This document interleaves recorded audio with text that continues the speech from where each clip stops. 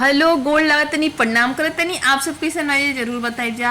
आज हम उपस्थित बानी एक बहुत ही प्यारा भजन लेके, जरूर सुनी जा, लाइक करी जा, चैनल पर नए बनी जा तो सब्सक्राइब करी जा और एक प्यारा सा कमेंट करी जा और प्लीज़ फुल वॉच करी जा, तभी जाके अच्छा लगी। तो जरूर सुनी जा, आप लोग से रिक्वेस्ट बा कि एक लाइक जरूर करब जा। तो सुनी जा भजन। ओढ़ा फुलवा मैया के ले आई बे हमहू, ओढ़ा फुलवा मैया के ले आई बे हमहू। अरे 9 दिन के नवरात्र में चढ़ाई बे हमहू, ओढ़ा फुलवा मैया के ले आई बे हमहू, ओढ़ा फुलवा मैया के ले आई बे हमहू। रोज रोज हम जाइबो बजरिया, रोज रोज हम जाइबो बजरिया, मैया खातिर हम टिकावा ले आइबो, मैया खातिर हम टिकावा ले आइबो। आहे मैया के मांगो में पेन्हाइबे हमहू, आहे मैया के मांगो में पेन्हाइबे हमहू, ओढ़ा फुलवा मैया के मंगाइबे हमहू, ओढ़ा फुलवा मैया के मंगाइबे हमहू।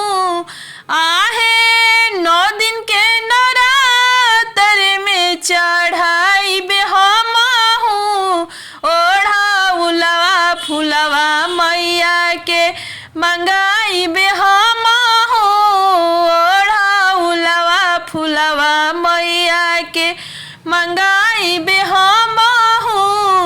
रोज रोज हम जाइबो बजरिया, रोज रोज हम जाइबो बजरिया।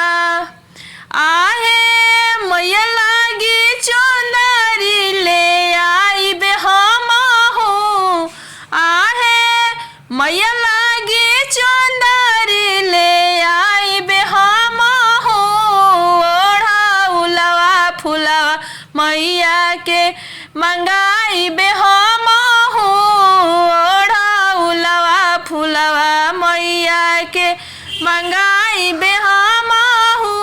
आहे 9 दिन के नवरात्र में चढ़ाइबे हमहू, ओढ़ा फुलवा मैया के मंगाइबे हमहू, ओढ़ा फुलवा मैया के मंगाइबे हमहू। रोज रोज हम जाइबो बजरिया, रोज रोज हम जाइबो बजरिया।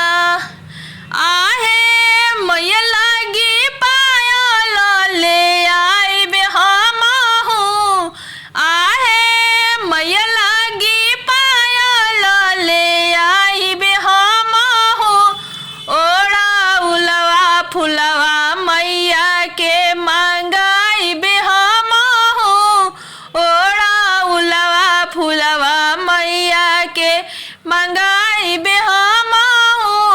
आहे 9 दिन के नवरात्र में चढ़ाइबे हमहू, ओढ़ा फुलवा मैया के मंगाइबे हमहू, ओढ़ा फुलवा मैया के मंगाइबे हमहू। रोज रोज हम जाइबो बजरिया, रोज रोज हम जाइबो बजरिया। आहे मैया लागी चुंदरी ले आइबे हमहू, आहे मैया लागी चुंदरी